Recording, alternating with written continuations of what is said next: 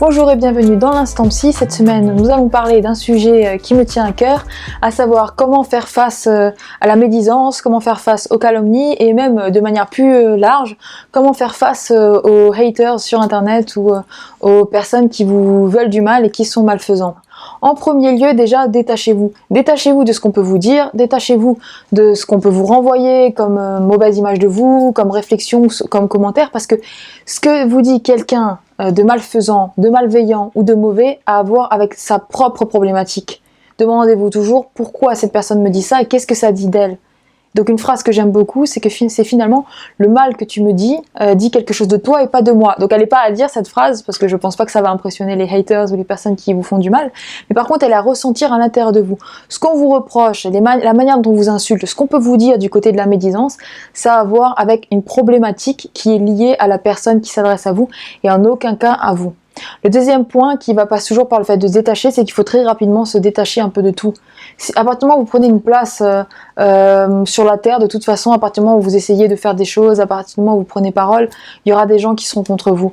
Mais même de manière plus générale, à partir du moment où vous faites du bien, enfin, il y a toujours une espèce de bataille entre les personnes qui font le bien et les personnes qui font le mal. Ça, c'est, on va dire, une généralité commune à l'existence. Donc détachez-vous et dites-vous que si on vous attaque, ça a à voir avec le fait qu'on veut vous faire taire.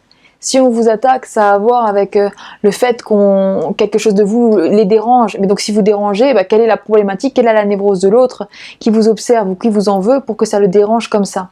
Le deuxième point très pragmatique, c'est qu'il faut couper. Il faut couper avec les personnes malveillantes, il faut couper avec les personnes toxiques, il faut couper avec qui que ce soit qui soit en train de vous envoyer quelque chose de négatif. Donc par exemple sur internet, si ça passe par internet, eh bien il faut bloquer tout de suite les gens, il ne faut pas s'encombrer avec les haters, il ne faut pas s'encombrer avec cette mauvaise énergie, il faut vraiment couper dès qu'on vous dit quelque chose ou dès qu'on commence à vous harceler. Le deuxième point, c'est d'être aussi très confiant par rapport à qui vous êtes, par rapport à ce que vous faites. Si vous commencez à vous sentir désarçonné à chaque fois qu'on vous dit quelque chose ou qu'on vous reproche quelque chose, eh bien ça va commencer à devenir très compliqué votre vie parce que les gens, par définition, par névrose, par méchanceté, qui est aussi de la névrose, vont chercher à vous désarçonner. Donc soyez confiants, soyez confiante dans ce que vous formulez, dans ce que vous êtes ou dans ce que vous pouvez dire. Et même si on vous renvoie à quelque chose de négatif, il faut que vous arriviez avec la sécurité de votre être au monde, avec la sécurité de ce que vous avez fait sur la terre, avec la sécurité de votre identité, à ne pas être atteint par les mauvaises réflexions, par la négativité ou par ce qu'on peut vous dire de mauvais sur votre personne. Enfin, par rapport aux questions que j'ai pu recevoir de comment répondre, moi je pense qu'il faut pratiquement jamais répondre. Si vous le pouviez, ne répondez pas. Les gens qui vous attaquent, ils cherchent cette connexion, ils cherchent le débat, ils cherchent un terrain pour pouvoir en découdre avec vous. Donc il vaut mieux quitter ce terrain et ne pas être là où ils vous attendent. Alors je peux comprendre que parfois par colère vous ayez envie de répondre, ça m'est déjà arrivé, mais je pense que c'est toujours mieux de laisser ce terrain bas de gamme à ceux qui y sont et de vous être toujours un peu au-dessus, toujours avoir une marge d'avance, toujours être du haut de la montagne.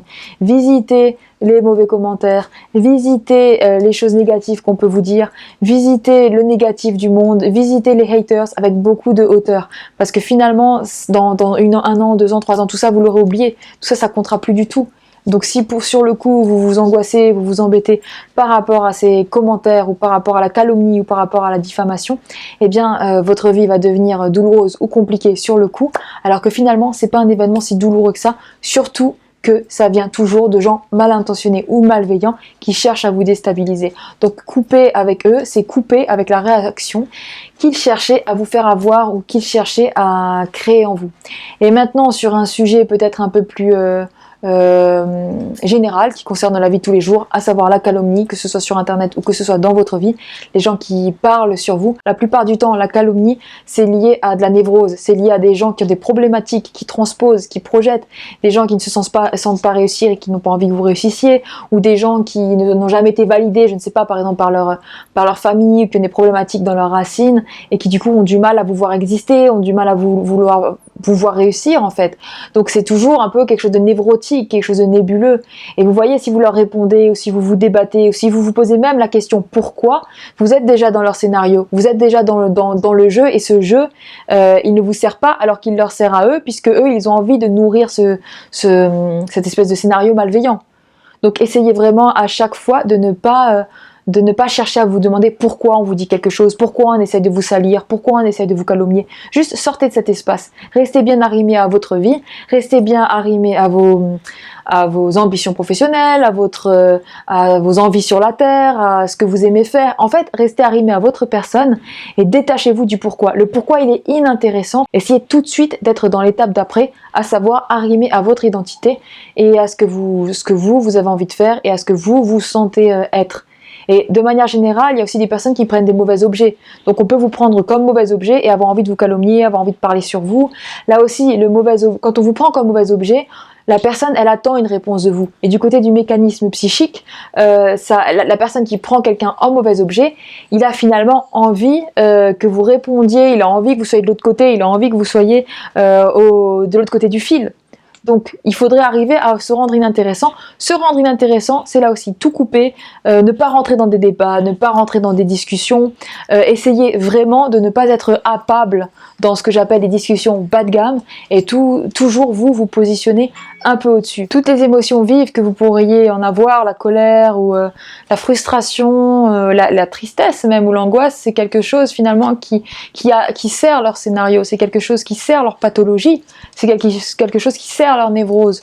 Donc il vaut mieux arriver avec paix et tranquillité à ne pas répondre à tout ça, à être avec distance, dans une tranquillité, dans une sérénité du haut de la montagne. En fait, le haut de la montagne, il faut jamais quitter. Il faut tout visiter avec hauteur et il faut tout vivre avec hauteur. Après, si vraiment ça vous met en colère, si vraiment vous avez envie de répondre, alors je pense qu'il faut arriver à répondre quelque chose de fort, mais qui ne montrera jamais que vous êtes touché ou triste ou en colère. D'où l'intérêt de les questionner sur eux-mêmes ou d'être miroir. Si quelqu'un vous calomnie ou vous dit quelque chose de négatif, il faut arriver là, je pense, à questionner, à demander qu'est-ce que ça dit de toi, qu'est-ce que ça crée comme image de toi, ce que tu es en train de faire. Et n'oubliez pas que la personne, lorsqu'elle s'exprime sur vous, quand elle vous insulte, quand elle vous diffame, quand elle vous calomnie, elle dit quelque chose sur elle, elle ne dit pas quelque chose sur vous. Donc détachement et sérénité. Envoyez-nous vos questions, on les traite au fur et à mesure par des petites vidéos où je vais vous répondre aussi sur des posts sur Facebook. Et d'ici là, que la psychologie vous accompagne sur tous vos chemins. À très bientôt.